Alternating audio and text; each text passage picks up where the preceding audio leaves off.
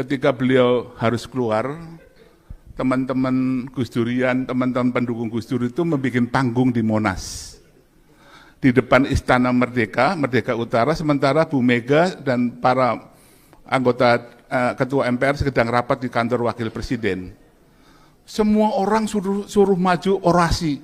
Nah saya bingung, ini yang dari Konghucu anaknya Gus Dur tampil membela. Nah saya ngomong apa? Saya bilang, bagi saya Gus Dur bukan hanya seorang presiden. Presiden hanya 5 tahun, paling 10 tahun. Ada yang mau 3 kali pun tertolak kan? Ya. Hanya 2 kali. Waktunya pendek. Bagi kami, Gus Dur bukan presiden. Mau jadi presiden boleh, enggak jadi presiden juga enggak apa-apa. Karena beliau adalah bapak kami. Dan bapak umurnya lebih abadi daripada seorang presiden. Jangan lupa like and share. 20 November tahun 98. Saya ingat harinya karena itu ulang tahun anak saya, tapi saya terpaksa harus ngikutin Gus Dur di Ciganjur. Waktu itu NU sedang didera naga hijau. Kiai-kiai yang banyak dibunuhin. Gus Dur begitu marah. Gus Dur begitu marah sekali. Duduk di samping saya dan saya paham, karena saya lama mengenal beliau, saya paham Gus Dur itu nggak boleh dilarang, tapi dijorke, kemudian disadarkan. Saya bilang, Gus Dur harus marah dong. Gus Dur kan ketua umum PBNU, masa kiainya dibunuhin nggak marah, ketua umum macam apa gitu. Marah Gus, marah.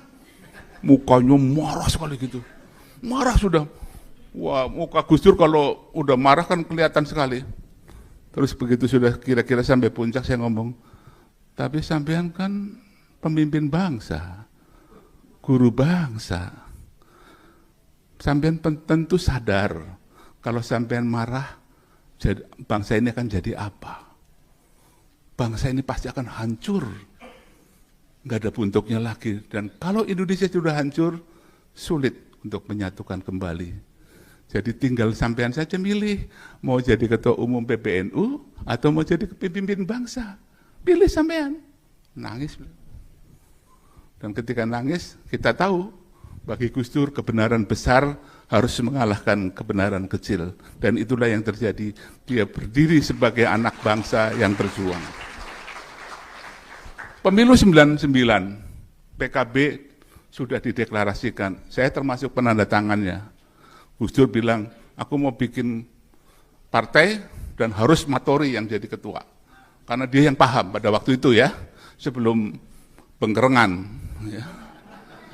Beliau sampai itu, minta Matori yang jadi. Kemudian PKB suaranya nggak bagus, saya lapor, Gus, daerahku Sunter, yang milih cuma 2 orang Gus, saya sama istri saya, dia bilang. Beliau sama Mbak Mega lagi jalan-jalan ke Blitar segala macam. Saya bilang, Gus Dur bilang, tenang aja Mas Budi, Jimmy Carter sebagai pengamat pemilu sudah ngomong sama saya nanti akan datang lagi, sudah ketemu sampean dan Anda menjadi presiden. Pasti saya jadi presiden, katanya. Bukan Gus Dur yang ngomong, tapi Jimmy Carter sudah ngomong begitu. Ya mungkin Jimmy Carter buat nama juga nggak tahu ya, karena Gus Dur sering kalau dia mau menolak seseorang, dia bilang, saya kan hanya nurut kiai-kiai besar. Ya, padahal kiai-kiai besar beliau yang nyuruh juga gitu loh. Itu ilmu yang saya gunakan. Kalau saya ditekan orang, saya bilang, saya mah setuju dengan Anda, tapi bos-bos saya nggak setuju. Itu ilmu dari Gus Dur itu.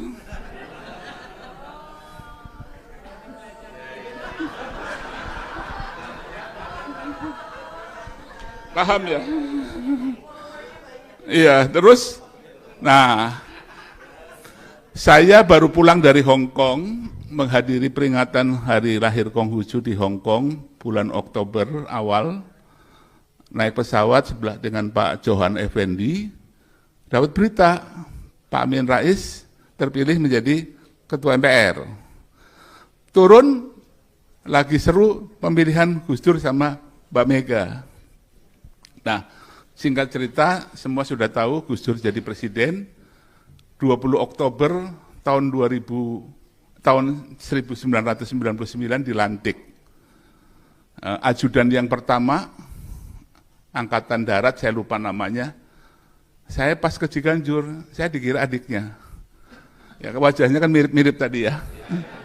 Wajahnya mirip-mirip, malah Bu Sinta bilang, harusnya foto itu jangan sama Mbak Yeni, tapi sama Lisa. Kalau Lisa klop katanya, mukanya seragam. Nah terus dia bilang, ini nanti yang bacakan sumpah siapa? Ya Bapak yang bacain, yang bisikin. Bukannya Gus Dur bisa, nggak bisa baca loh beliau, dia bilang. Bukannya katanya remeng-remeng ngopo, dia bilang, nggak bisa itu. Jadi beliau yang bisikin gitu, seperti itu. Nah, masih di bulan Oktober, Pak Bingki Irawan, tokoh Konghucu dari Jawa Timur, bersama saya pagi buta, jam 4 pagi ke istana. Dari Sunter nggak ada rencana apa-apa, hanya pengen nyambangin Gus Dur karena kita biasa datang. Kemudian di bawah jembatan kereta di Istiqlal, yang kereta di atas itu, tiba-tiba saya dengan Pak Bingki, entah dapat ilham dari mana, saling memandang, yuk kita usul ke Gus Dur bikin Imlek nasional. Ngadep Gus Dur bertiga, Gus, mumpung sampean jadi presiden, boleh dong sekali-sekali umat Konghucu mendapatkan Imlek nasional. Apa itu katanya? Ya Imlek yang dihadiri sampean sebagai presiden, Bu Mega, kemudian Pak Amin, Pak Akbar Tanjung, para menteri, para duta besar, tokoh-tokoh Konghucu dari seluruh Indonesia, tokoh-tokoh Tionghoa, dan tokoh-tokoh masyarakat yang lain. Apa jawaban Gus Dur? Tidak bilang setuju atau tidak setuju, tapi bilang, adakan 2 kali. Adakan 2 kali. 2 kali Gus? Iya. Apa itu? Kamu menunjuk saya jadi ketua panitia Imlek di Jakarta. Fotonya tadi itu. Cak Bingki, dia panggilnya Cak Bingki, jadi ketua panitia Cap Gomeh di Surabaya. Gus, waktu itu Pak Rusdi, kita meyucien, nggak punya duit. Matakin organisasi bawah tanah nggak punya duit. Saya pura-pura nolak, Gus. Hindu cuma nyepi, Buddha cuma waisakan sekali. Natal Kristen Katolik batonan berdua. Batonan kalau bahasa Tegal ya. Berdua gitu loh. Kalau Islam sering ya memang jumlah beliau lebih banyak, gak ada masalah gitu loh. 1 kali aja Gus, enggak 2 kali. 1 kali Gus nanti nggak dikira nggak adil. Ini pertama kali. Akhirnya ngotot tetap 2 kali. Saya ke kantor jam 8, telepon berbunyi. Dimarahin Mbak Rati Harjono waktu itu. Sebagai sekretaris pribadi. Mas Budi, sampean kok egois bener? Egois apa Mbak? Itu Imlek 2 kali, yang lain kan cuma sekali. Ngomong sama mbahmu, kalau mbahmu bilang sekali, saya juga senang 1 kali. Tapi beliau tetap ngotot. 17 Februari tahun 2000 di Balai Sudirman. Saya ketua panitia, masih ganteng, rambut masih lebat ya. Itu Mbak Yeni ya, Mbak Yeni. Tadi di gambarnya Berani yang ditampilkan itu ada saya juga, ada Pak Sutioso segala itu Imlek kedua. Imlek kedua ini Imlek pertama ya.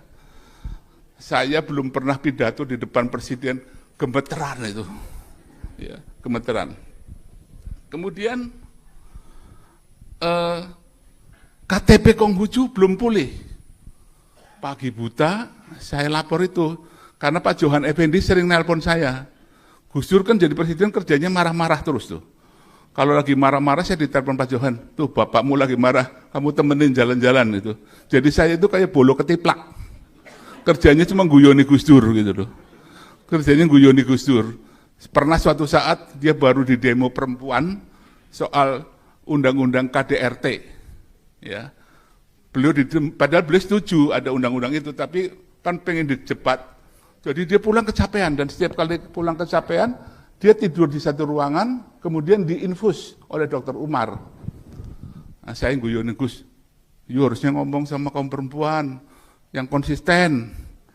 Katanya anti kekerasan, tapi kalau kurang keras ngamuk. Saya bilang. Gus Dur tuh ketawa ngeklak tuh, sampai infusnya pada jatuh. Saya di giliran disuruh keluar sama dokter Umar. Mas Budi jangan di dalam katanya, bikin orang jadi infus pada jatuh. Itu agak porno sedikit, nggak apa-apa ya. Nah, di pagi buta itu saya cerita soal KTP. Waktu itu Menteri Dalam Negerinya Letnan Jenderal atau Jenderal Suryadi Sudirja. Beliau bilang, Gus, KTP kamu belum ya? Mendagri ya, dipanggil loh pagi itu, dimarahin di depan saya kan nggak enak. Pagi buta jam 5 pagi, Pak Suryadi Sudirja dipanggil di depan saya, dimarahin gara-gara KTP Konghucu belum dipulihkan.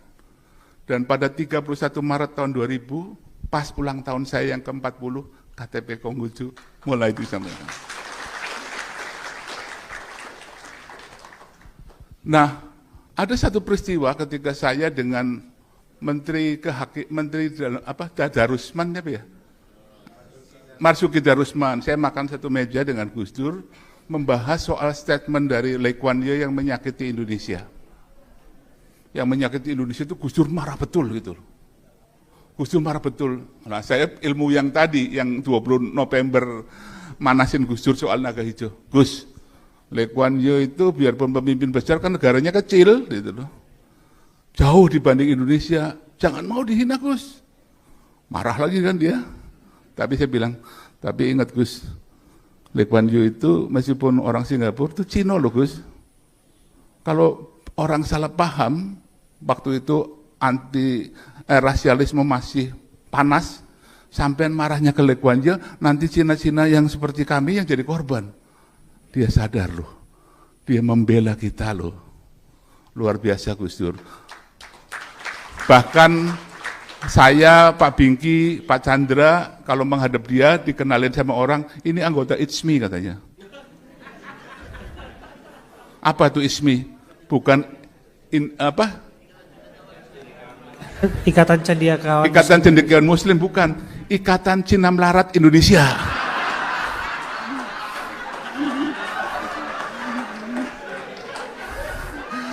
Karena ketika Konghucu dilarang oleh pemerintah Orde Baru, yang masih tinggal menganut agama leluhurnya, masih bertahan, ya yang melarat-melarat.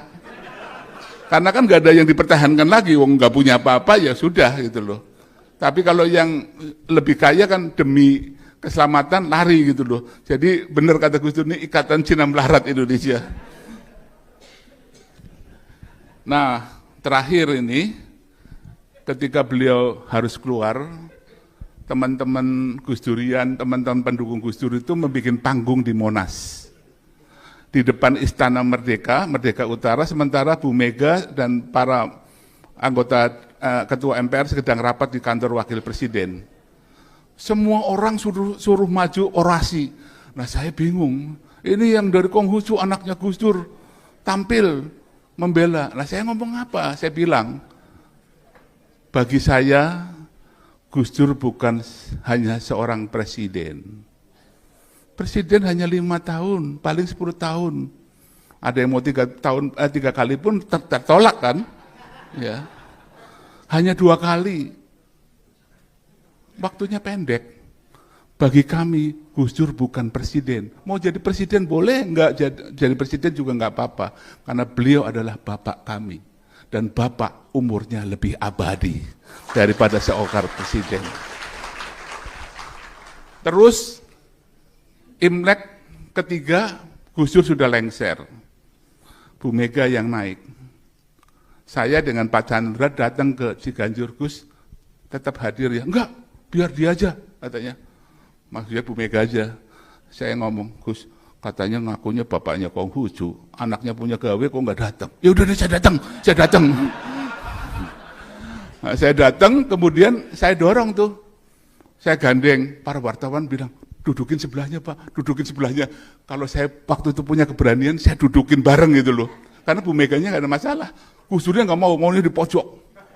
Padahal bisa saja saya tipu ya, tapi saya takut kualat waktu itu. Mungkin kalau saya dudukin, udah selesai urusannya itu waktu itu ya. Nah kira-kira itu yang bisa saya sampaikan. Kalau boleh nyanyi sebentar. Ya, boleh, silakan Haksu. Hah? Silakan Haksu, boleh. Ini nyanyinya akapela jadi nggak ada musiknya ya. Tapi saya bikin khusus untuk haul ini. Aku sangat bahagia kenal dekat dengannya, sosok guru bangsa nan sederhana, berani, jujur, arif, bijaksana,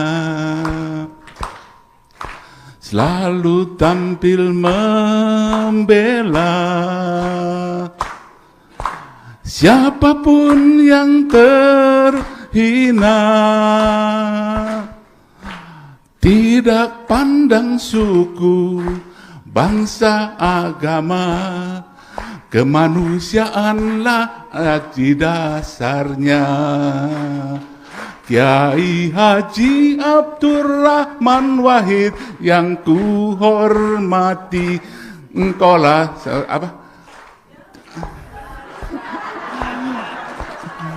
sosok yang tegas, jujur, penuh cinta kasih, berani. Indonesiaku kini sedang menanti. Indonesiaku kini sedang menanti. Nah ini dalangnya nih, Mas Wahyu nih, ya, yang sering kita pagi-pagi datang. Terima kasih. Salam kemanusiaan.